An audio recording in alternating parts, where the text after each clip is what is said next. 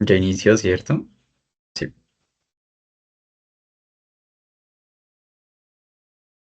Entonces, bueno, el día de hoy, esta presentación se basa en la socialización de lo que fue el examen final del curso de Física del Estado Sólido, desarrollado por los estudiantes Julián Cogua, Santiago Criollo, Daniel Ramírez, Germán Rubiano y quien les habla, Diego Acosta. Esta presentación consta de 51 preguntas. La primera es: ¿qué es un sólido cristalino? Entonces, básicamente un sólido cristalino es aquella estructura tridimensional periódica que tiene un patrón regular y uniforme durante todo el material. Tengo una red que se reproduce de esta forma periódica y esta disposición se describe matemáticamente mediante una red cristalina, la cual se construye a partir de la repetición de lo que se llama celda unitaria. ¿Qué es esta celda unitaria? Bueno, este es un bloque estructural más pequeño que tengo, que al aplicar operaciones de traslación en las tres dimensiones del espacio genera toda la estructura del cristal. Se define por tres vectores de traslación A, B y C, que determinan su orientación, forman y a su vez el volumen de este. Dentro de esta se encuentra lo que van a ser los átomos y moléculas para describir la simetría y periodicidad del material. Eh, Existen 14 tipos de redes de Bravais en tres dimensiones. Estas se agrupan en 7 sistemas cristalinos. Solo los vamos a mencionar, que son el triclínico, monoclínico, ortorrómbico, tetragonal, cúbico, trigonal y hexagonal. La segunda pregunta es: ¿cómo se modela matemáticamente en estos sólidos cristalinos? Bueno, pues tenemos primero lo que es la base de la estructura cristalina, que básicamente si tomo un átomo J, va a estar representado en las tres dimensiones por un vector RJ dado como XJ a 1 más YJ a 2 más ZJ a 3. Podemos organizar el origen al que hemos ya, bueno, eh, X, Y y J van a ser enteros que van a generar la periodicidad del cristal. A1, A2 y 3 son los vectores primitivos de la red que define la celda primitiva. En esta figura 1 que tenemos acá, podemos ver que los paralelogramos 1, 2 y 3 tienen la misma área, entonces por ende pueden ser considerados como celdas primitivas. Mientras que el paralelogramo 4 tiene dos veces el tamaño el área de la célula de la celda primitiva, por lo cual no se puede considerar celda primitiva. Y bueno, acá como son solo dos dimensiones, solo se consideran A1 y A2. Entonces, la celda unitaria, la celda primitiva, la celda unitaria va a ser el bloque que se repite para definir la estructura del cristal. Su volumen va a estar dado por el producto punto entre A1 y el producto cruce entre A2 y A3. La celda primitiva va a ser entonces la más pequeña que por traslación genera toda la red cristalina. Dentro de la celda se contiene el motivo que representa la disposición de los átomos o moléculas dentro de la celda unitaria. También para complementar la estructura matemática con la que se forma el sólido cristalino, tenemos lo que va a ser la función de base de cristal, que me va a dar es la densidad electrónica en función de la distribución de los átomos del cristal. En un sólido cristalino ideal, ¿cuál es la diferencia entre red y base? Bueno, para responder a esto hay una pequeña tabla donde está la definición, su función y un ejemplo. Entonces, la base, que es la que contiene el motivo, es el conjunto de átomos o moléculas asociadas a cada punto de la red, mientras que la red es el conjunto de puntos periódicamente distribuidos en el espacio. La función de la base es determinar la identidad química del cristal, mientras que la red define la periodicidad del cristal. Un ejemplo de la base o motivo es los átomos de sodio y cloro que se encuentran dentro de una celda unitaria de cloruro de sodio. Y la red, bueno, un ejemplo puede ser una red cúbica centrada en el cuerpo, PVC, BCC, o una red hexagonal.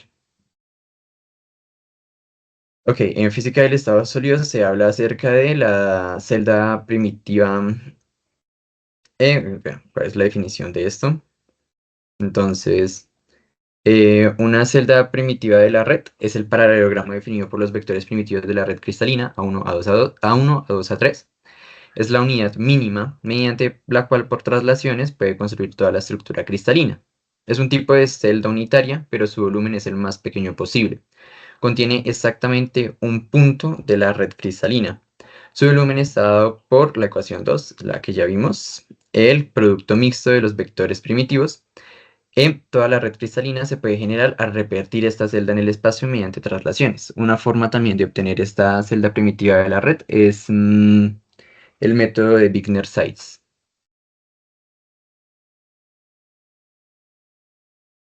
Ok, ¿cuál es la relación entre grupos de simetría entre grupos de simetría puntual y grupos de simetría espacial con un sólido cristalino ideal? Entonces, aquí también tenemos una tabla entre las diferencias. Bueno, en un sólido cristalino ideal, la estructura se repite de manera periódica en el espacio, lo que implica que posee simetrías que pueden clasificarse en dos grupos: el grupo puntual, que describe operaciones en las que al menos un punto dentro de la celda se mantiene fijo dentro de la celda unitaria. Algunas de estas operaciones pueden ser las rotaciones, las reflexiones, las inversiones o rotaciones más inversiones, mientras que el grupo espacial son las mismas operaciones de los grupos puntuales, más traslaciones, desplazamientos de la red, reflexiones más deslizamientos y rotaciones más traslaciones.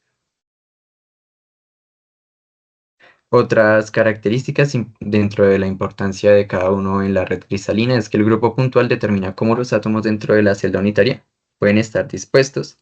Existen 32 grupos puntuales cristalográficos que restringen los tipos de redes posibles en cristales reales. Para un grupo espacial, estos describen completamente la simetría del sólido cristalino. Existen 230 grupos espaciales cristalográficos y también determinan las propiedades físicas del cristal. Ok, construcción de una celda de Wigner-Seitz cúbica centrada en la cara en 2 y 3 dimensiones.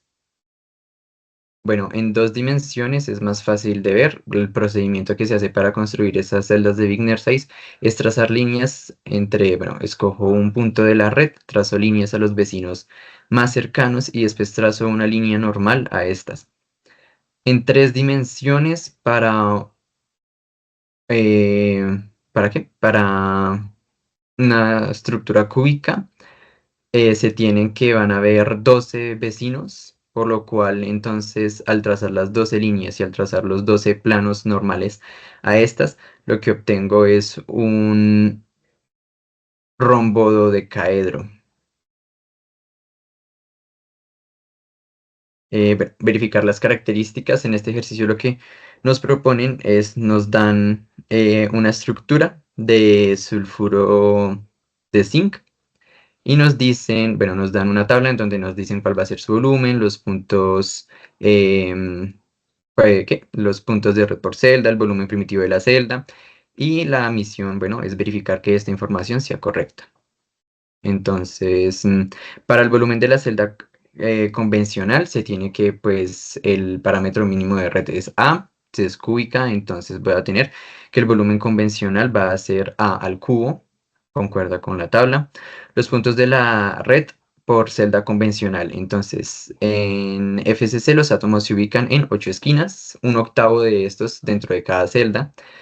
Van a ser 6 caras, dentro de la cual hay un medio de cada uno dentro de la celda. El número de celda va a ser entonces la cantidad de puntos que tengo por el volumen que ocupan. Entonces va a ser 8 por un octavo más 6 por un medio y obtengo que esto va a ser 4 puntos de la red por celda convencional. El volumen de la celda primitiva va a ser los dos valores que ya encontramos: el volumen de la celda convencional sobre el número de la celda, que entonces me va a dar A al cubo sobre 4. Mientras que los puntos de la red por unidad de volumen es al contrario, va a ser el número de celda sobre el volumen de la celda convencional, 4 sobre A al cubo. Los dos valores coinciden con el de la tabla. Entonces el número de vecinos más cercanos en cada átomo en FCC está rodeado por 12 vecinos más cercanos, como ya lo mencionamos, dispuestos en una estructura de empaquetamiento compactado. La distancia de estos, entonces, S de subcara es la diagonal de la cara que va a estar dada, bueno, si tengo que la arista es del lado A, la hipotenusa va a ser A raíz de 2, Y entonces los vecinos más cercanos van a ser la mitad de esta distancia, que bien puede ser a raíz de 2 sobre 2 o se puede entender también como a sobre raíz de 2. El número de segundos vecinos es aquellos que van a tener entonces la segunda distancia más cercana, que va a ser el parámetro de red, en este caso A. Y en este tipo de átomos, estos se tienen seis de estos vecinos, ubicados en las posiciones directamente opuestas a los ejes. ¿Cuál va a ser la distancia de estos segundos vecinos más cercanos? Bueno, en este caso, pues el parámetro de red es A, entonces la distancia de estos segundos vecinos va a ser A. El factor de empaquetamiento, bueno, es la fracción de volumen ocupada por esferas en la celda unitaria. Para la celda cúbica centrada en las caras, FCC, el radio de los átomos es A sobre 2 raíz de 2. Hay 4 átomos por celda unitaria, entonces el volumen total ocupado por los átomos es 4 veces por 4 tercios de pi por r al cubo, me va a dar 16 tercios de pi r al cubo. Se sustituye por el valor del radio de los átomos en una celda cúbica centrada en la cara y obtenemos que el volumen de los átomos va a ser igual a pi por a al cubo sobre 6 raíz de 2. Y para obtener el factor de empaquetamiento va a ser este volumen sobre el volumen convencional. Entonces, pues el volumen convencional, ya lo habíamos mirado, es a al cubo. Entonces obtengo que el factor de empaquetamiento va a ser pi raíz de 2 sobre 6. Bueno, acá era buscar lo que es un empaquetamiento cúbico hexagonal y cómo se calcula. Entonces, el empaquetamiento cúbico hexagonal es una estructura cristalina altamente compacta. Consiste en capas de átomos apilados en una secuencia A, B, donde cada átomo de una capa descansa en los huecos de la capa inferior. El factor de empaquetamiento se define como el volumen ocupado por los átomos en la celda unitaria sobre el volumen de la celda unitaria. Entonces, ¿qué características tiene esto? Contiene 6 átomos por celda unitaria. El radio atómico es R, el volumen de un átomo es 4 pi por, o ya lo habíamos visto, 4 tercios de pi por R al cubo. El volumen de la celda unitaria, 3 raíz de 3 sobre 2 por A al cuadrado por C, donde A es igual a 2 veces el radio atómico y C es un factor que está definido como 1.6 veces A. Para el cálculo del factor de empaquetamiento, entonces el volumen total ocupado por los átomos es de 8 pi por R al cubo. El volumen de la celda unitaria ya lo tenemos, que es el de 3 raíz de 3 sobre 2 por A cuadrado por C. Sustituimos y obtenemos que el valor de esta celda va a ser 19.5 por R al cubo. Acá, bueno, era hacer uso de una página para buscar información sobre unos cristales. Lo que pedía en este ejercicio era usar la página web para encontrar los datos de parámetros de red, el sistema al que pertenecen, el grupo espacial y grupo puntual de, bueno, el cloro con el sodio, oxígeno y magnesio, cloro, cesio, beririo, cobre, helio, titanio, silicio con carbono, carbono en forma de diamante, galio y astato. Entonces, bueno, se obtiene el parámetro de red de cada uno, el sistema cúbico hexagonal y, bueno, los grupos espaciales y grupos puntuales. Bueno, acá es calcular el ángulo entre bandas de diamante tetraédricas. eh, sí, es calcular esa distancia utilizando, pues, bueno, vectores convencionales. Entonces se considera un cubo con aristas de longitud A. Las diagonales del cubo desde el origen 0, 0, 0 hacia los vértices opuestos tengo la primera distancia que va a ser A en cada uno de los ejes. La distancia 2 va a ser menos A y A. El producto punto pues está definido como la magnitud de cada uno de los vectores por el coseno del ángulo entre ellos. Entonces, como lo que quiero es el ángulo entre estos, va a tener que va a ser el producto punto sobre la multiplicación de la magnitud de cada uno de estos. El producto punto, pues ya lo tenemos, los vectores, va a ser igual a cuadrado.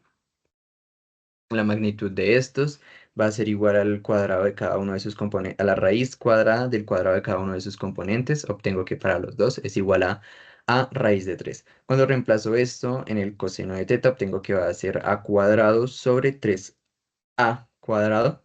Entonces lo que obtengo es el coseno de teta igual a 1/3. Hago el reemplazo necesario y obtengo que este ángulo para el átomo, para el diamante, es de 109,47 grados. Bueno, ¿qué es una banda covalente? Una banda covalente es la banda de energía ocupada por los electrones en los enlaces covalentes dentro de un sólido como el silicio o el diamante. ¿Cuáles son sus características? Los electrones están fuertemente ligados a los átomos en una red cristalina. En la banda más alta ocupada a temperatura cero es en semiconductores y aislantes. Está separada de la banda de conducción por la brecha de energía. El material es como el silicio y el germanio. La banda covalente contiene los electrones de enlace. Para que un electrón pase a la banda de conducción y pueda moverse libremente, debe absorber energía suficiente para superar la brecha de banda, la energía de la brecha de banda. También determina las propiedades eléctricas y ópticas de semiconductores y aislantes. En conclusión, la banda covalente es crucial en la teoría de bandas y en la conducción eléctrica de materiales semiconductores. Continuando, que es un enlace iónico. Entonces, el enlace iónico se origina por la atracción electrostática entre iones de cargas opuestas que surgen a partir de la transferencia de electrones entre un metal y un no metal. En este proceso, el metal cederá electrones formándose como un catión y el no metal los ganará formando un anión. Esta fuerza electrostática resultante en el proceso es la responsable de mantener los iones unidos en la estructura del compuesto iónico.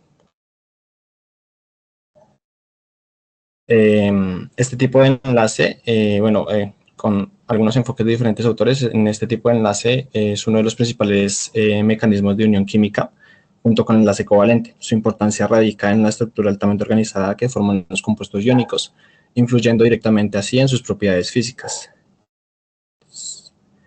En este estado sólido, los compuestos iónicos suelen actuar como aislantes eléctricos, ya que los iones están fijos en una red cristalina, sin libertad de movimiento. Sin embargo, al fundirse, los iones adquieren una cierta movilidad, lo que le permite conducir la electricidad. ¿Qué es la constante de Madelung?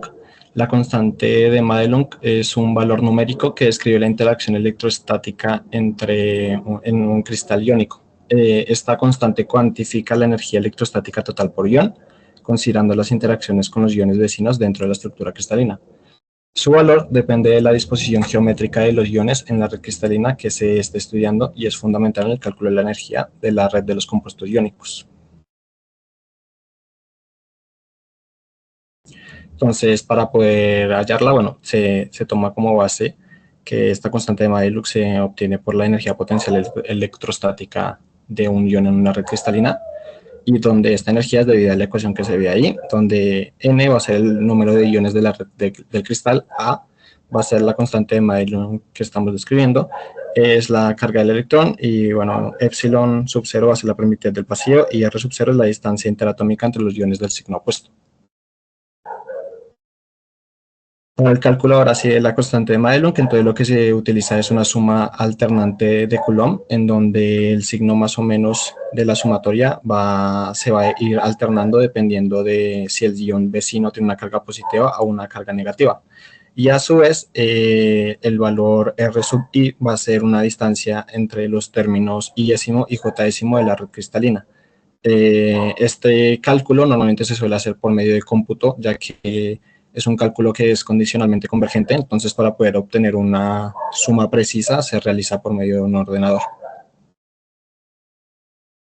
¿Qué es un enlace metálico? El enlace metálico se describe comúnmente mediante el modelo del mar de electrones, donde los núcleos atómicos metálicos se consideran cationes, estando rodeados por electrones de valencia deslocalizados. Esta nube electrónica genera una atracción electrostática que mantiene unidos a los cationes en la red cristalina y explica las propiedades como la conductividad eléctrica y térmica.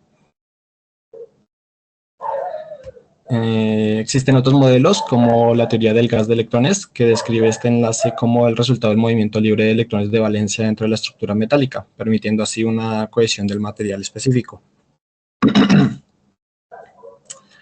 En modelos más avanzados, pues también encontramos la teoría de bandas, que explica el enlace metálico a través de orbitales moleculares deslocalizados, donde los electrones ocupan bandas de energía cercanas, permitiendo así la conducción eléctrica característica de los metales. ¿Qué es el enlace de Van der Waals?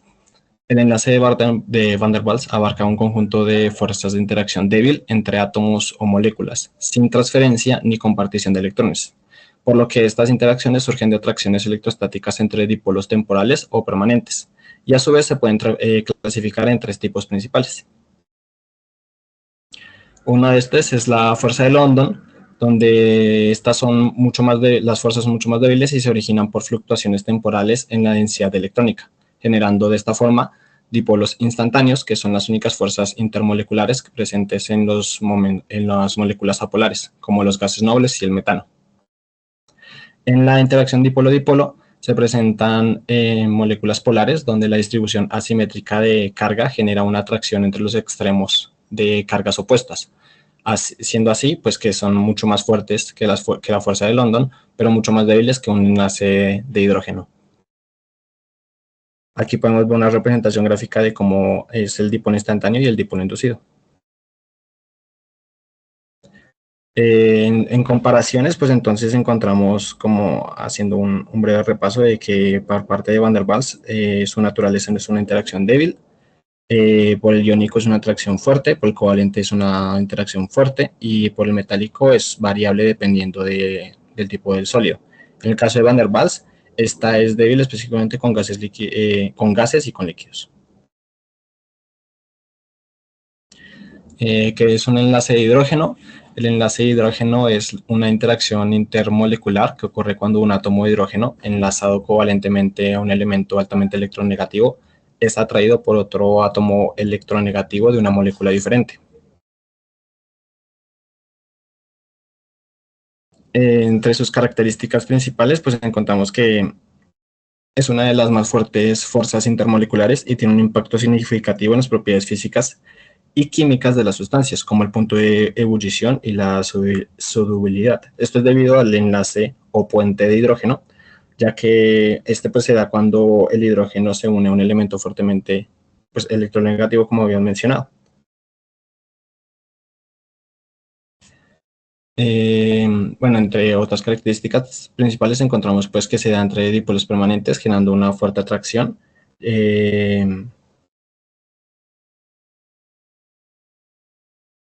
Sí. Bueno, y la devuelvo un momento, y su fuerza depende de la electronegatividad del átomo receptor y la distancia entre los átomos.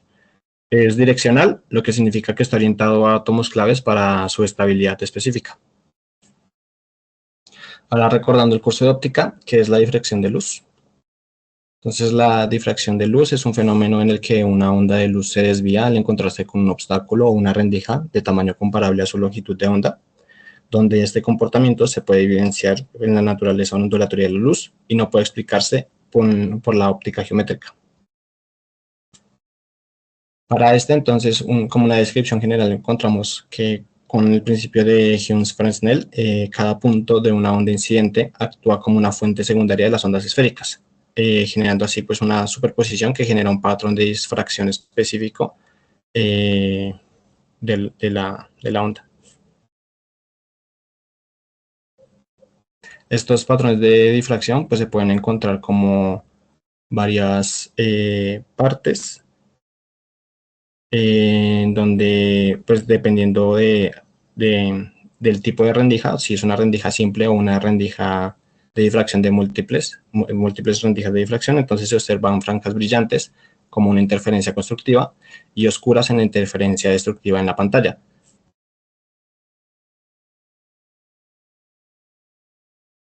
Entonces, por parte de la rendija simple, pues encontramos que esta se satisface por medio de la ecuación de alfa seno de teta es igual a m por lambda, donde alfa será el ancho de la rendija, teta el ángulo de difracción medido desde una dirección normal a la rendija, m el número de orden de difracción y lambda la longitud de onda de la luz incidente.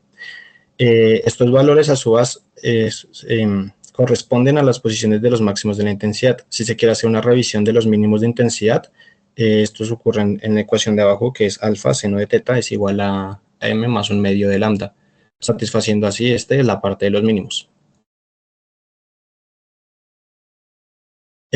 Para rejillas de difracción múltiple, entonces encontramos que está compuesta por rendijas equidistantes separadas por una dirección D, donde la condición de los máximos de intensidad se describe por la ecuación de seno de teta igual a m por lambda, donde D en este caso entonces va a ser la distancia entre las rendijas adyacentes que se están viendo.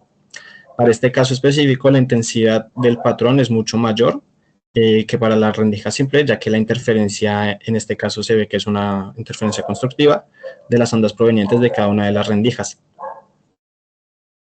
Observando así varios máximos y varios mínimos específicos que se forman en las posiciones. Recordando el curso de ecuaciones diferenciales, que es la transformada de Fourier. Entonces, la transformada de Fourier es una herramienta matemática que permite descomponer una señal f en una suma continua de ondas sinusoidales de diferentes frecuencias, y es a su vez fundamental para el estudio o análisis de señales y resolución de ecuaciones diferenciales y sistemas lineales. Entonces, esta se define como una integral de una función en el dominio del tiempo a una función en el dominio de la frecuencia omega. La definición estándar es la que se ve ahí, por medio de una integral de menos infinito hasta infinito, multiplicada por Euler elevado a la menos i por omega t. Siguiente, por favor. Entonces, una de sus propiedades es que, bueno, tiene varias propiedades matemáticas, pero una de estas es que facilita el uso del análisis de señales y las funciones específicas. A su vez, se tiene pues varios conceptos como que la transforma de Fourier se puede ver respectivamente como una combinación lineal de diversas transformadas específicas.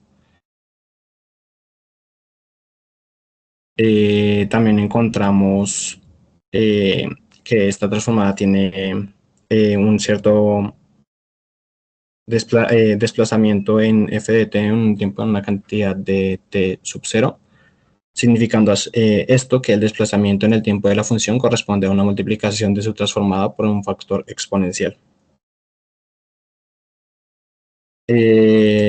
Ahora, para la parte del escalamiento en el tiempo, si f de t tiene una transformada f de omega, entonces la transformada de Fourier será un escalonamiento en una señal de tiempo por un factor alfa específico, indicando así una compresión o expansión de la función en el dominio temporal. Ya para parte del análisis, pues la transformada de Fourier entonces genera una transformación de tiempo a una frecuencia. Para el caso de transformarla para ya la solución específica de las ecuaciones, entonces se utiliza la transformada inversa de Fourier, donde está transformada del dominio, ya no transforma del dominio del tiempo al dominio de la frecuencia, sino que es al revés, del dominio de la frecuencia al dominio del tiempo. Aquí se puede ver medianamente como una imagen ilustrativa de cómo se puede comportar la transformada de Fourier dependiendo del número de nodos que vamos añadiéndole a esta, y como cada vez que va aumentando su valor, pues se va acercando más a la función que quiere representar. En un sólido cuántico, entonces la energía repulsiva dominante es en un punto cero de la energía de los átomos. Considera un modelo unidimensional del cristal de helio con cada átomo confinado en un segmento de línea de longitud L. En este estado fundamental, la función de onda dentro de cada segmento se toma como un medio de la longitud de onda en una partícula libre. Finalmente, encuentra el punto cero de la energía cinética por partícula. Entonces, simplificando, bueno, considerando el modelo y simplificándolo un poco, entonces consideramos un modelo de un cristal de helio en una dimensión donde los átomos de helio van a estar confinados en segmentos de longitud y se modelarán como partículas libres que vibrarán dentro de estos segmentos. La energía cinética de los átomos estará dominada por su energía en un punto cero debido al principio de incertidumbre de Heisenberg. Entonces, para esto, pues una de las principales condiciones que nosotros aplicamos es que primero la partícula libre Para la partícula libre en una caja unidimensional, la función de onda que esta va a seguir, va a ser la siguiente, donde va a ser la función de onda en x, va a ser igual a la raíz cuadrada de 2 sobre L del tamaño, del tamaño específico que estamos tratando, por el seno de n, donde n va a ser el número cuántico, pi por x, donde x va a ser la coordenada espacial del segmento, y L, pues la longitud del segmento en el que está confinada la partícula. A su vez, también consideramos unas ciertas condiciones de frontera, donde la función se va a anular en los extremos de los segmentos, o sea que en el principio de esta su valor va a ser 0 y cuando llegue al final su valor va a ser 0, asegurando así que la partícula va a estar confinada dentro de la región señalada como desde 0 hasta L y no se va a extender por ningún motivo afuera de esta.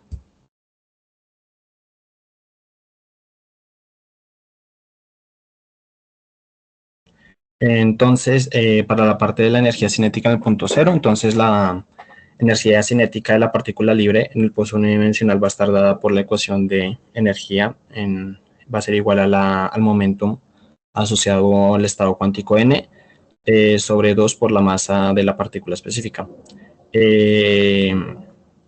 A su vez, también podemos relacionar el momentum con el número cuántico n y la longitud de la caja mediante la siguiente expresión, donde el momentum va a ser npi por h barra sobre la longitud de la caja. Sustituyendo esta ecuación de momentum en la ecuación de energía, entonces encontraríamos la expresión de la energía para el primer caso de n igual a 1, entonces va a ser igual a pi cuadrado sobre h barra cuadrado sobre 2m por L cuadrado. Ahora viendo entonces la energía cinética promedio por partícula, entonces la energía total va a ser la suma de las energías tanto cinética de todos los átomos como de cada átomo en su estado fundamental, suponiendo que el modelo pues, sea lo suficientemente simplificado como para poder conseguir este estado. Entonces la energía cinética total de la partícula va a ser la energía en el estado n que ya habíamos visto, ya que en este caso no se están considerando excitaciones térmicas. Por lo tanto, quedaría como habíamos visto anteriormente, siendo esta ya la energía entonces cinética total, debida a un átomo confinado en una dimensión. Entonces, como conclusión, pues este modelo de un sólido cuántico unidimensional, la energía cinética de un punto cero por partícula es una consecuencia directa del principio de incertidumbre de Heisenberg, que impide que la partícula esté completamente en reposo, incluso en el estado fundamental, siendo así que este resultado refleja el confinamiento espacial por partículas, en este caso de helio, que este confinamiento produce una energía mínima no nula, que es crucial para los sólidos cuánticos y en la física del helio líquido y sólidos de diversas fases cuánticas. Siguiente, considerar una longitud que se propaga en una red lineal monoatómica de átomos de masa m, espacio de interacción A e interacción vecina más cercana a C, demuestre que la energía total sigue la ecuación que se ve ahí. Entonces, para la energía total en una longitud de onda vamos a considerar conceptos vistos en la parte de fonones y demás. Entonces, pues primero consideramos que una longitud de onda se va a propagar en una red lineal monoatómica de átomos con masa m, como se había mencionado, y el espaciador entre estos átomos va a ser entre los átomos vecinos va a ser de un valor de A. La interacción va a ser de un tipo de valor C y va a seguir la ecuación que se ve ahí. Y a su vez, pues queremos mostrar esta ecuación, ¿no? Entonces, tomamos que UDS va a ser el desplazamiento del átomo entre la parte S décima de la red en función del tiempo. Entonces, para este caso, los átomos van a estar distribuidos de manera regular, con una separación A previamente mencionada, a los átomos adyacentes. Y cada uno de estos va a estar sujeto a una fuerza de interacción con sus vecinos más cercanos. De esta forma, entonces, podemos suponer un desplazamiento UDS en un tiempo como una dirección longitudinal de cómo se va a propagar la onda, y donde esta interacción entre átomos va a tomar el valor de S en el punto inicial y S más 1 o S más 2, dependiendo cómo se vaya avanzando la onda.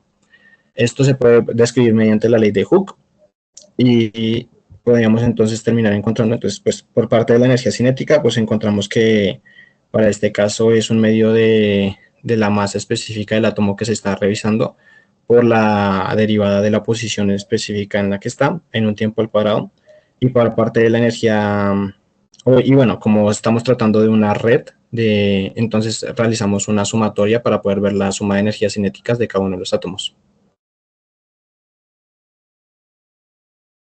Por parte del potencial de la red, entonces, pues como previamente habíamos mencionado, esto se puede modelar por medio de Hooke, entonces podemos verlo como la energía potencial como un medio de C, que va a ser la constante específica que se había mencionado en el ejercicio, por la diferencia de distancias entre el punto inicial a un punto posterior en el tiempo. Siendo así, pues entonces esta ecuación inicial la aplicamos para una suma total de la energía potencial de toda la red, poniendo una sumatoria y encontramos el factor que vemos ahí abajo. Entonces ya para poder ver la energía total del sistema, pues tomamos que la energía total va a ser la suma de la energía cinética más la potencial, y reemplazamos con los valores que ya habíamos hallado previamente. Y encontramos pues entonces que esta sería la expresión general de la energía total de una onda de longitud propagándose en una red lineal monoatómica. El siguiente sería entonces recordando el curso de ecuaciones diferenciales, que es una ecuación de onda. Ecuación de onda. Entonces la ecuación de onda es una ecuación diferencial parcial que describe la propagación de ondas en un medio, viéndose de la siguiente forma, donde va a tener componentes en un principio una función de onda específica que aquí la denotamos como u de x, t, donde esta representará una perturbación en el medio, y va a estar definida por derivadas parciales específicas de x por una posición espacial y de t por una posición, bueno, por un tiempo determinado, y donde v va a ser la velocidad de propagación de la onda específica. Entonces, esta ecuación describe cómo cambia la forma de una onda en medida a medida que va pasando el tiempo y cómo ésta se propaga a lo largo del espacio. Es una ecuación de segundo orden, tanto de x como para t, y implica una solución, su solución implica depender de condiciones iniciales de la posición y la velocidad de la onda. Entonces, esta se compone, pues, tiene interpretaciones tanto de una curvatura espacial de la onda, que es lo que se ve de la derivada parcial de u de x de x con respecto a x, y su curvatura temporal, que es con respecto a t.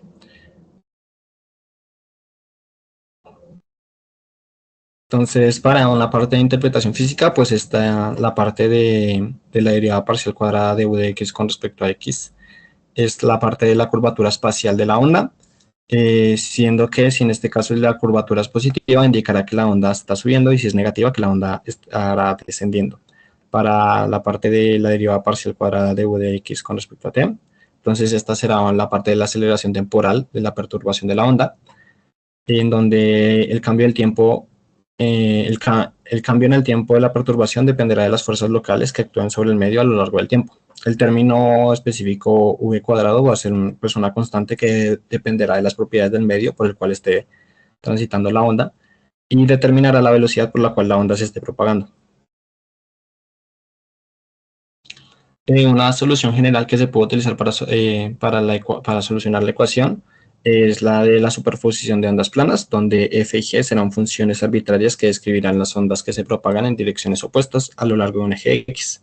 Entonces encontramos que esta solución específica que se propone va a estar compuesta por un f de x menos v de t, que representará una onda que se propaga hacia la derecha, una parte positiva, y g de x más v de t, que representará una onda que se propagará hacia la izquierda, negativa en el eje x. Siendo así, pues esta solución reflejaría entonces la naturaleza de la onda, que puede propagarse en ambas direcciones a la misma velocidad.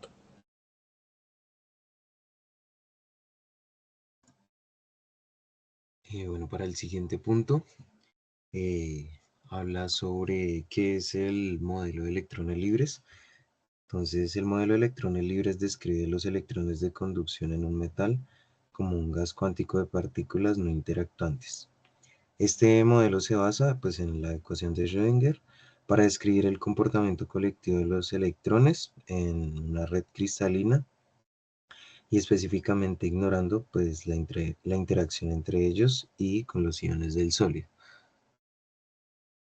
Entonces, cuatro supuestos principales de este modelo. Entonces pues es la aproximación de electrones libres, que la interacción entre los iones y los electrones de valencia se desprecia en su mayor parte. Otra parte es la aproximación de electrones independientes, que se ignoran las interacciones entre electrones. La tercera es la aproximación del tiempo de relajación.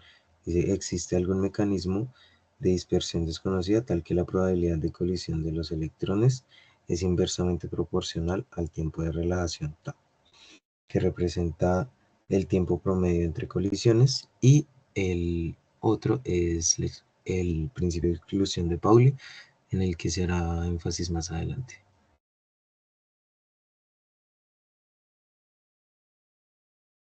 Bueno, para el siguiente punto, que es un gas de electrones libres en una dimensión. Entonces se modela un gas de electrones libres en una caja unidimensional con un pozo de potencial cero entre el intervalo de 0 a L, que como se ve expresado pues en la ecuación. Utilizando entonces la ecuación de Schrödinger independiente del tiempo. Entonces, si quieres darle a la siguiente. Proponemos una solución de la ecuación diferencial que debe ser de la forma como la ecuación 3, y para encontrar pues los coeficientes A y B partimos de las condiciones de frontera que fueron descritas anteriormente. Entonces para la primera, cuando x es igual a 0 y pues psi es igual a 0, entonces reemplazando en la función se obtiene que a es igual a b, entonces a es igual a menos b. Entonces reemplazando en la ecuación obtenemos que a factor de e a la i kx menos e a la menos i kx, multiplicando por 1. Entonces para obtener la expresión matemática en seno, entonces se multiplica y se divide entre 2i para obtener lo que se ve en la ecuación 7, la siguiente. Por tanto, entonces ya utilizando la segunda condición de frontera para cuando x es igual a L y psi es igual a 0, entonces reemplazando en la ecuación 7 se obtiene que K debe ser igual a NPi sobre L para que entonces reorganizando la ecuación, es decir, reemplazando el K en la ecuación que teníamos anteriormente y utilizando el K a partir de la mecánica cuántica, que es igual a 2m por E, que es la energía, sobre h barra al cuadrado, obtenemos que la energía es n cuadrado pi al cuadrado h barra al cuadrado sobre 2m L cuadrado. Entonces, dado que los niveles de energía están cuantizados y por las condiciones de frontera impuestas por el confinamiento del electrón, ahora vamos a encontrar el valor C, bueno, la constante C, que es igual a 2IB a partir de la condición de normalización.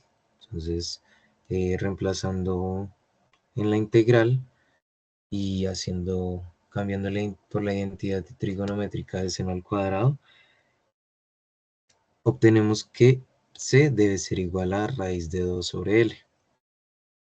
Y así la solución general para la función de onda para un gas de electrones libres en una dimensión es psi de x igual a raíz de 2 sobre L, seno pues del argumento, donde n son números enteros. Listo. Entonces, para el siguiente punto, que son la consideración del spin para el modelo de electrones libres, tenemos que, pues en principio la función radial de onda, que no tiene la forma correspondiente a un potencial de Coulomb, se describen los estados por el mismo valor de n o por un valor diferente de L y que ya no están degenerados. La energía total del electrón depende del número cuántico orbital L, así como de n. Entonces, a partir de estas observaciones se pueden hacer ciertas predicciones acerca de los espectros de dichos átomos. Sin embargo, las predicciones no concuerdan por completo con la experiencia, a menos de que se efectúen dos correcciones adicionales. Una de estas, entonces, es la hipótesis del spin electrónico que fue introducida por Woodsmith y Uhlenbeck en 1925, según los cuales cada electrón, además de la cantidad de movimiento angular orbital que tenga, que es el L, debe poseer una cantidad de movimiento angular intrínseco o cantidad de movimiento angular de spin. Cada uno de estos va pues, a tomar un valor de más un medio o menos un medio, lo que permite que dos electrones ocupen el mismo estado espacial, ya a medida que tengan pues spins diferentes. Dale lo siguiente. La segunda corrección que hacen entonces es el principio de exclusión de Pauli, que establece que dos electrones no pueden ocupar simultáneamente el mismo estado cuántico en un sistema. Esto refleja que en la función de onda de múltiples electrones, que debe ser antisimétrica bajo el intercambio de dos partículas idénticas. Y por tanto este principio es responsable de la configuración electrónica de los átomos y la estructura de bandas. Para el siguiente punto, que especifica la energía de Fermi en temperatura cero, entonces, en principio, en la mecánica estadística, pues clásica, predice que una partícula libre debe tener una capacidad térmica de 3 medios por la constante de Boltzmann. Y si los n átomos contribuyen cada uno de ellos con un electrón de valencia, y además los electrones se mueven libremente, entonces la contribución electrónica a la capacidad térmica debe ser 3 medios por n por la constante de Boltzmann. Sin embargo, la contribución electrónica observada a temperatura ambiente es normalmente inferior a 0,01 de este valor. Entonces esta discrepancia fue resuelta por el principio de exclusión de Pauli y por la función de distribución de Fermi. Entonces la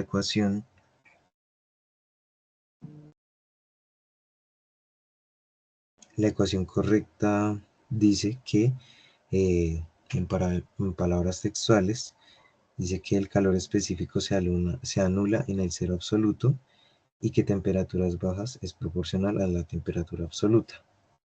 Entonces aquí parte para la energía, cuando dice que no todos, cuando calentamos la muestra desde el cero absoluto, no todos los electrones adquieren energía de menos la constante de Boltzmann por la temperatura, como era de esperar clásicamente.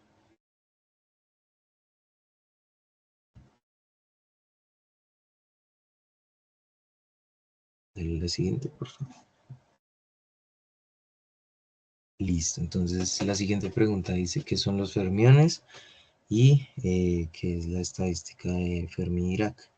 Los fermiones son, en este caso, pues son electrones y son partículas con spin semientero que obedece el principio de exclusión de Pauli y obedecen a la estadística de Fermi-Dirac. Entonces, cada tipo de función de distribución tiene un término de normalización multiplicando el denominador del exponente, que puede ser dependiente de la temperatura, que es el que podemos ver en la ecuación 16.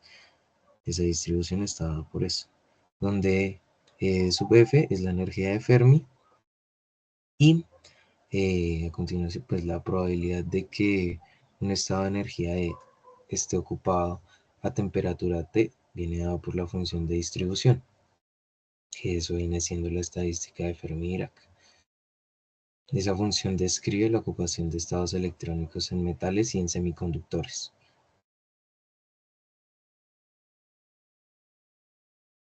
Listo, entonces solucionando un gas de electrones en 3 dimensiones, partiendo nuevamente desde la ecuación de Schrödinger, pero en 3 dimensiones. A la siguiente, eso. Entonces, como se había resuelto anteriormente, la Pues la solución general para este tipo de ecuación es una multiplicación de senos en donde cada n pues son números enteros que tienen que ver con cada uno de los, bueno, sí, con los estados de libertad, con los grados de libertad. Y dale a la siguiente, por favor. Eso. Entonces, tal como lo hacen en el Kittel, entonces se introducen funciones de onda que satisfagan condiciones de límite periódicas, debido a que lo que se entiende para solucionar esta ecuación es un cubo de arista L, que se entiende que el potencial se divide pues en LLL en las tres dimensiones. Entonces, si quieres darle a la siguiente, eso. Entonces, para las coordenadas y y z, la función de onda debe ser como una onda plana móvil, que es la que podemos ver ahí. Y tomando parte de esta, bueno, y entendiendo también el vector de onda acá, pues tome estos valores, dale a la siguiente, y a partir también del teorema de Bloch se puede decir, dale a la siguiente, que, uy, esperen, esta es su parte. Entonces, la solución general para la ecuación de onda en tres dimensiones debería ser 1 sobre raíz de v por la onda plana que habíamos visto anteriormente. Si quieres darle a la siguiente.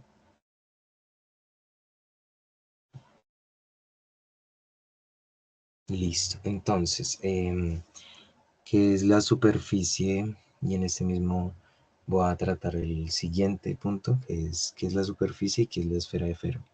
Entonces, la superficie de Fermi es la superficie de energía constante epsilon sub f en el espacio k del vector de onda, que separa los orbitales que están llenos de los que no están, es decir, de los que están ocupados, y de los que no están en t igual a 0, que viene dado por la ecuación 25, y la esfera de Fermi, dale a la siguiente por favor. Eso, la esfera de Fermi es la representación de la densidad de estados que están ocupados en la esfera. Entonces, por lo general son figuras, o sea, bastante complejas de volvete múltico. Son bastante difíciles como de recrear, pero entonces por lo general se asemejan a una esfera. Y lo que dice es que pues representa los valores ocupados dados o la densidad de estados.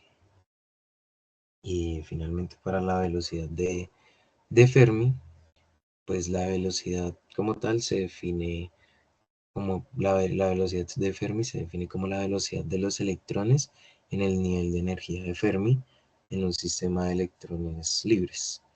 Entonces, la ecuación 26 es la que representa la velocidad de Fermi y abajo, intercambiando la energía de Fermi y poniendo en términos la velocidad de Fermi en la energía de Fermi, se obtiene la ecuación 27.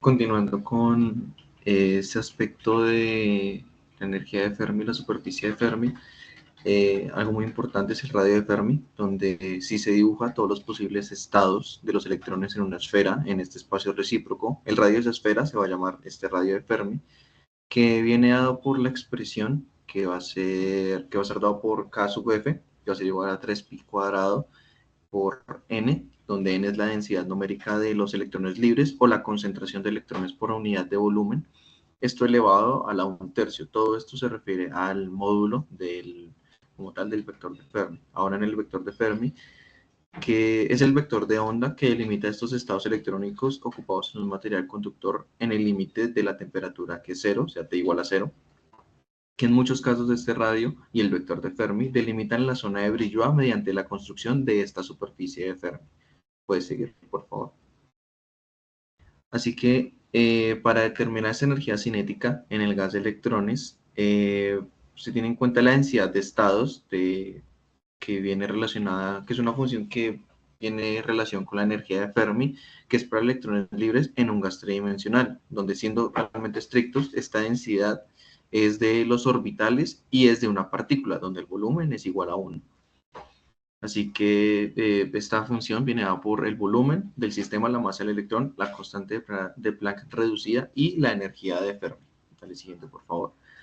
Entonces, a 0 grados Kelvin, todos los estados por debajo de la energía de Fermi están ocupados, como indica en el capítulo 6 de Kittel. El número total de esos electrones n van a estar dados por esta primera ecuación de la diapositiva, donde n es igual al volumen sobre 3pi al cuadrado, y todo esto con un factor a la 3 medios, y donde esta expresión del número total de electrones surge del radio de Fermi, que se reemplaza en la energía de Fermi y se despeja n. Esta energía total del sistema, que está a un cero absoluto, es la suma de las energías de todos los estados ocupados. Por lo tanto, se puede ver lo de la segunda ecuación, donde la energía cinética total va a ser una integral que va a estar dada desde 0 hasta la energía de Fermi. Así que al resolver la integral, se puede encontrar una relación de 2/5 de la energía de Fermi elevado al 5 medios, y por lo tanto esta energía cinética va a estar dada por el volumen sobre 5pi medios. Es en un factor de 3 elevado a la 3 medios por la energía de Fermi. Al siguiente, por favor. Así que, volviendo al número total de electrones, se puede escribir de la siguiente forma, como la ecuación 1 que se ve en la diapositiva, y que se reemplaza en la ecuación de la energía cinética. Se puede cancelar el volumen y el pi al cuadrado, por lo que la energía cinética del gas tridimensional de electrones libres va a ser la ecuación que se ve ahí de 3/5 del número total de electrones por la energía de Fermi. Dale siguiente, por favor. Así que ya obteniendo una relación entre la presión y el volumen en este gas de electrones, se tiene que en general la presión va a ser igual a la menos derivada parcial de la energía respecto a la derivada parcial del volumen. Esto cuando la entropía es constante, pero al ser absoluto, todos estos procesos se llevan a cabo a una entropía constante según la tercera ley de la termodinámica. Entonces, por lo que esta presión se obtiene a partir de la derivada de la energía interna respecto a este volumen, manteniendo constante el número de partículas n, que va a ser la primera ecuación de la diapositiva. Derivando esta energía respecto al volumen, que va a ser esta segunda ecuación que se observa aquí, sustituyendo la energía de Fermi en la energía cinética que se obtuvo en el ítem anterior. Y se puede hacer una simplificación de la presión, donde resulta en la última ecuación de la energía cinética total. Siguiente, por favor. Así que se observa que la presión va a ser invariante, que va a ser inversamente proporcional al volumen de la potencia, al volumen a una potencia de 5/3, por lo que esto sería una constante y depende de la cantidad de electrones libres, que va a ser la constante de Planck, y la masa de electrón y de pi. Siguiente, por favor. Bueno, eso fue lo que mencioné anteriormente respecto a la relación entre la presión y el volumen. Siguiente, por favor. Así que, sin embargo, esta relación también es posible escribirla de otro modo, donde se parte la energía cinética y se puede dividir en el volumen, que haciendo una comparación con la presión, se puede notar que se simplifica a la última ecuación, donde la presión va a ser igual a 2/3 de la energía cinética total sobre el volumen. Así que para calcular la capacidad térmica de este gas de electrones, pues en la mecánica estadística clásica se predice que una partícula libre debería tener la capacidad térmica proporcional a 3 medios de la constante de Boltzmann. Teniendo en cuenta que si los n átomos contribuyen a cada uno de estos electrones de valencia del gas electrónico, y si estos electrones se mueven libremente, así que la contribución debería ser 3 medios de n veces la constante de Boltzmann. Pero esa contribución electrónica a temperatura ambiente es muy inferior, es realmente el 0.01% de este valor. Así que cuando se calienta una muestra desde 0 desde el cero absoluto, no todos los electrones adquieren la energía proporcional a la constante de Boltzmann por esa temperatura absoluta, sino que solamente se ven excitados térmicamente los electrones que están en los orbitales dentro de un intervalo de energía de la constante de Boltzmann por la temperatura absoluta del nivel de Fermi. Así que el total de estos n electrones es solamente una fracción del orden de la temperatura absoluta sobre la temperatura de Fermi, que esta temperatura, es importante hacer notar, que es solamente una notación conveniente para poder desarrollar todos estos cálculos y llegar a unas expresiones más fáciles de utilizar. Que esta temperatura puede excitarse térmicamente a la temperatura absoluta, ya que está en el intervalo de energía que ya se mencionó anteriormente. Así que cuando hay un incremento del delta de la energía, que va a ser U, esta es la diferencia entre la energía cinética a una temperatura T menos la energía cinética al cero absoluto. O sea, al calentarse de 0 a T, de 0 a T, resulta en la ecuación número 1, que se ve en la diapositiva, y se presenta donde se relaciona la función de Fermi-Dirac, que va a ser F, y la función D, que es el número de orbitales por unidad de intervalo de energía.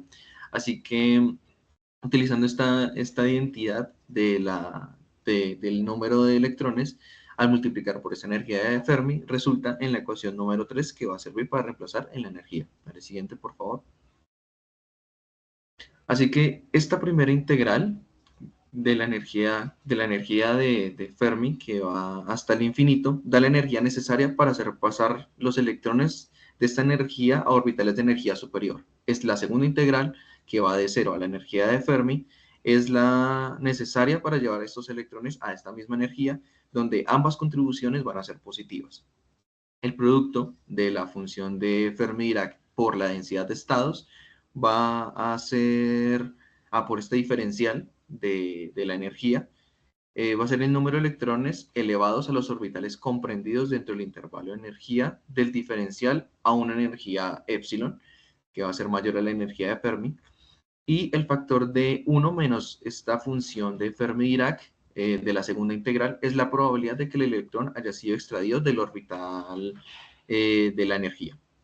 Así que la capacidad térmica del gas de electrones se encuentra derivando el delta de U con respecto a la temperatura absoluta, como el único término de la temperatura de la función de Fermi-Dirac es esta ecuación 5, así que el único término que se necesita en esto va a ser la función de Fermi-Dirac. Siguiente, por favor.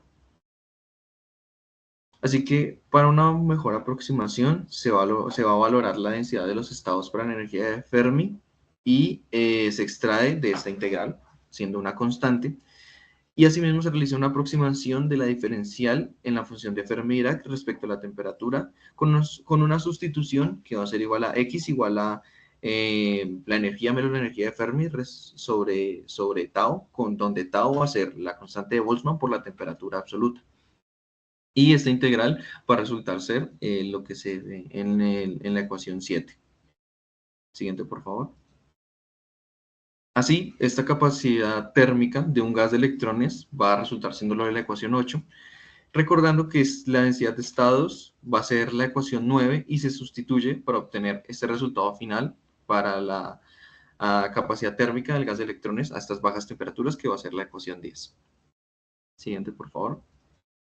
Ahora, calculando esta densidad de estados del gas de electrones, que aunque es un paso intermedio al momento de obtener la relación entre la energía cinética al momento de obtener la energía cinética del gas de electrones, pues se puede desarrollar más a profundidad, donde esta densidad de estados o la densidad de orbitales del gas de electrones surge al derivar el total de electrones respecto a esta energía de epsilon, que al momento de hacer esta derivada resulta en la última ecuación, donde relaciona el volumen, la masa del electrón, la energía a la 1/2 y la constante de Planck. El siguiente, por favor. Ahora, en el efecto Hall, Este es un efecto que ocurre cuando un conductor o un semiconductor por el que circula una corriente eléctrica se somete a un campo magnético que es perpendicular a la dirección de la corriente. Aquí hay una imagen que ejemplifica mucho mejor todo esto, donde este efecto genera una separación de las cargas en el material, lo que produce un voltaje transversal que es perpendicular a la corriente y al campo magnético, que se conoce como el voltaje Hall. El campo Hall es el campo eléctrico desarrollado a través de estas dos caras del conductor en una dirección D que es J cruz B y se considera una barra dentro de este campo eléctrico que tiene un campo eléctrico longitudinal que va a ser E de X como se ve en la figura B y C y un campo magnético transversal que va a estar dado por el eje Z. Finalmente, ya para hablar sobre el módulo de compresibilidad, realmente está dado por el volumen de una derivada parcial de la presión respecto al volumen. Se utiliza la ecuación que se obtuvo de la relación del volumen, de la relación de la presión respecto al volumen, y se desarrolla la derivada parcial, dando que va a ser este módulo de compresibilidad va a ser de 10 novenos de la energía cinética total respecto al volumen. O de otra forma, este módulo va a estar dado por 5/3 de la presión. Siguiente, por favor. Ahora se va a tratar el problema de los muchos cuerpos en la mecánica cuántica. Este problema se refiere a la dificultad de describir el comportamiento de un sistema compuesto por múltiples partículas que interactúan, como los electrones en un átomo o en una molécula. Esta aproximación, hay una aproximación muy clave que va a ser la de Hartree, que esa fue propuesta en 1928, donde en un principio va a dar una función de onda, tal que el sistema se escribe como un producto de las funciones de onda de un solo electrón. Esto simplifica el problema al convertirlo en un conjunto de ecuaciones independientes para cada electrón que va a estar dado por phi sub i. Esto también, bueno, el siguiente por favor. Así que la ecuación de Schrödinger para un electrón libre va a tener la forma de la ecuación 30, donde el potencial efectivo es el que siente el electrón y que va a incluir un potencial externo que va a depender de B sub R, R mayúscula, R minúscula, y que esto va a ser como, por ejemplo, el núcleo atómico y la interacción con los otros electrones, a su vez que el potencial efectivo de Hartree se define como la ecuación 31. Este término de la sumatoria, bueno, el término de la integral, del potencial efectivo, más bien va a representar la suma del potencial externo y el potencial de Coulomb generado por la densidad electrónica, que va a estar dado por ρ sub j de R', de cada uno de los electrones, donde esta densidad electrónica representa la probabilidad de encontrar un electrón en una posición R. Siguiente. Así que el segundo término del lado derecho de la ecuación representa el potencial electrostático que va a estar generado por esa distribución de carga, y el término toma en cuenta la interacción entre los electrones en una forma en un campo medio, lo que reduce la complejidad de este problema de muchos cuerpos. Siguiente, por favor. Así que se calcula la energía total del sistema considerando la energía individual de cada electrón y las interacciones de Coulomb entre los pares de electrones. El segundo término de la sumatoria corrige la doble contabilización de la interacción entre los electrones. Dale, siguiente, por favor. Ahora, para desarrollar el hamiltoniano de forma general de este problema de muchos cuerpos, entonces este hamiltoniano para n electrones se descompone en términos cinéticos, potenciales externos y términos de interacción entre los electrones. Dale, siguiente, por favor. Donde el término cinético va a describir el operador de energía cinética de los n electrones. También el potencial va a representar un potencial externo, y el último término que va a ser el potencial de Coulomb de interacción entre el par de electrones I y J. En la aproximación de Hartree, que va a ser posible también para este hamiltoniano, va a ser para un solo electrón en un campo medio donde se va a utilizar pues esta ecuación 36. Siguiente, por favor. Entonces, finalmente, bajo esta aproximación, el hamiltoniano para un solo electrón va a permitir resolver el problema de muchos cuerpos como un conjunto de ecuaciones independientes para un solo electrón.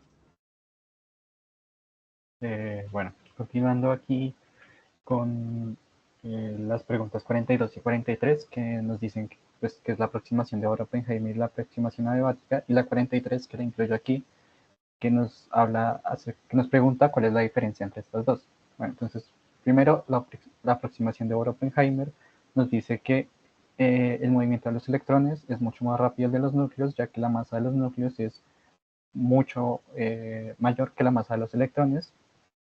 Por lo tanto, puedo resolver el estado electrónico para configuraciones nucleares fijas, es decir, en donde los núcleos tienen energía cinética cero.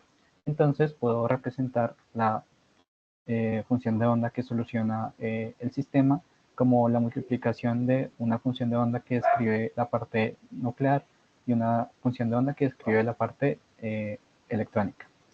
Para la parte electrónica tenemos esta ecuación que está pues, por la energía cinética electrónica, el potencial electrónico y la interacción entre los núcleos y los electrones. Y para la parte nuclear, pues tomamos la ecuación de Schrödinger dependiente del tiempo que se está aquí, en donde vamos a tener en cuenta la energía cinética nuclear, la interacción núcleo-núcleo y la energía. Mientras que la aproximación adiabática se refiere a soluciones de la ecuación de Schrödinger, en la que realizamos separaciones en la escala de tiempo, dado que hay grados de libertad que cambian muy rápido y otros que cambian muy lento. Entonces, puedo decir que esta solución es el producto entre la solución para el grado de libertad rápido y por el grado de libertad lento. Entonces, puedo decir que la aproximación de Oppenheimer es un ejemplo o una aproximación de la aproximación adiabática. En el 44 me preguntan o me dicen que escriba el hamiltoniano de los iones y los electrones y diga por qué es una buena aproximación de un sólido cristalino. La primera ecuación que tenemos aquí pues es este hamiltoniano completo. La primera parte nos habla de la energía cinética de los iones, la segunda de la interacción ion-ion, la tercera de la energía cinética de los electrones, esta siguiente de la energía de interacción electrón-electrón y la última la interacción ion-electrón. Esto a su vez pues, se puede repartir en el hamiltoniano de la parte iónica, el hamiltoniano de la parte electrónica y el hamiltoniano pues, que tiene en cuenta la interacción. Esta es una buena interacción, ya que da la particular organización de un cristal, que pues recordamos tiene simetrías y tal. Entonces puedo tomar los electrones y los núcleos y los electrones que no son de valencia como unión y los electrones de valencia como electrones libres que pues se desplazarán a lo largo de este cristal. En la pregunta 45, esto es, bueno, es algo raro que pasó en el texto. Creo que es como parte de la pregunta 46. Realmente no hay una pregunta aquí. Bueno, ya pasando a la 46, ¿qué significa físicamente la parte fonónica en el hamiltoniano de los iones? Bueno, entonces recordamos que por Oppenheimer en su artículo nos dicen que el hamiltoniano de la parte iónica puede estar descrito como la suma entre el hamiltoniano de la parte cinética del ion más la interacción ion-ion en el estado base más la vibración de la red. Esta vibración de la red la llamamos fonón. Y este fonón es la cuantización de esa vibración. Corresponde a los modos normales de vibración del sólido y afecta propiedades como la conductividad térmica y la superconductividad. 47. Dado que el método de Hartree falla, ¿por qué es necesario exigir que las funciones de onda del hamiltoniano sean antisimétricas? ¿Qué es una función de onda antisimétrica? Bueno, entonces, el método de Hartree falla, dado que no tiene en cuenta el principio de exclusión de Pauli, entonces debemos tenerlo en cuenta, y esto me dice que no puede haber dos fermiones en el mismo estado cuántico dentro del mismo sistema cuántico. Esto implica que la función de onda debe ser antisimétrica. Es decir, que la permutación de dos partículas me debe dar el negativo de esa función de onda. Si ambas partículas por alguna razón estuvieran en el mismo estado cuántico, es decir, que phi y phi' fueran iguales, entonces tendríamos esta expresión de acá que solo puede satisfacerse cuando esto es igual a 0, lo cual no tiene sentido ya que pues, el estado que describe un sistema real no puede ser igual a 0. Por lo tanto, se tiene en cuenta pues aquí que la función de onda del hamiltoniano debe ser antisimétrica y que pues una función de onda antisimétrica es simplemente cuando al hacer una permutación entre las partículas pues obtengo el negativo de la misma función. En cuanto a la 48 me piden que describa que haga un esquema, un bosquejo de la solución del problema de dos electrones con interacción de Coulomb y que introduzca la antisimetría de la función de onda. Entonces, para este problema, la función de onda debe incluir la parte espacial y la parte de spin, como vemos aquí, que pues cada uno va a estar dada por dos valores diferentes, dado que estamos tratando con un problema de dos electrones. Dado que estamos hablando de fermiones, pues esta vez es antisimétrica, como vimos en la diapositiva anterior, y este problema requiere solucionar esta ecuación de acá, donde el hamiltoniano pues va a ser primeramente la parte de la energía cinética y esta interacción de Coulomb, que es lo que nos pide que incluyamos. Además,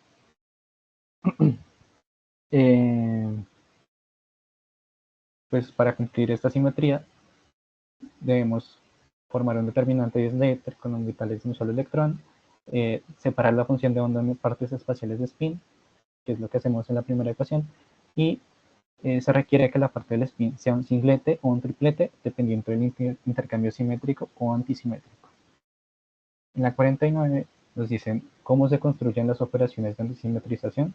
Bueno, entonces, primero tenemos que el operador de antisimetrización es este que está aquí, que se llama A, y donde n factorial va a ser el número de permutaciones de n partículas y p gorrito va a ser el operador de permutación, que pues va a ser el encargado de hacer permutar las partículas. Al aplicar este operador al producto de funciones de ondas individuales, se obtiene una función de onda totalmente antisimétrica, lo que significa que se anula si las partículas están en el mismo estado cuántico. Por ejemplo, para un sistema de dos estados, a dos partículas, como está escrito aquí, pues vemos que si esto y esto son lo mismo, el estado se va a anular, lo cual no, pues, no tiene una relevancia física real. ¿Qué es un determinante de Slater? Bueno, cuando yo generalizo la condición de antisimetrización o esta operación de antisimetrización para un caso de n electrones, obtengo que es útil representarlo a través de esto que se llama determinante de Slater. Esta es una técnica matemática que pues usamos en la mecánica cuántica y que me permite generar funciones de ondas antisimétricas que escriban los estados colectivos de n fermiones y que obviamente garantiza que cumplan el principio de exclusión de Pauli. Y pues podemos verlo aquí, donde n factorial pues es, como ya decimos anteriormente, el número de permutaciones de las n partículas. Finalmente, me preguntan que si se puede equiparar el determinante de Slater con el principio de exclusión de Pauli. Estos dos están estrechamente relacionados, los dos digamos que se refieren a la misma cosa, nos dicen que dos partículas no pueden estar en el mismo estado cuántico en un sistema cuántico, pero debemos tener en cuenta que el determinante de Slater es una técnica matemática para asegurar la simetría de la función de onda y por ende asegurar el principio de exclusión de Pauli, mientras que pues, el principio de exclusión de Pauli es una regla de la naturaleza, una ley, un principio de la mecánica cuántica, que luego se deriva pues, al introducir la mecánica cuántica relativista y pues por ende es base del entendimiento de los sistemas en este nivel de resolución. Por ende, pues podemos decir que el determinante de Slater es una forma de aplicar matemáticamente o asegurarnos el cumplimiento del principio de exclusión de Pauli. Eso sería todo. Muchas gracias.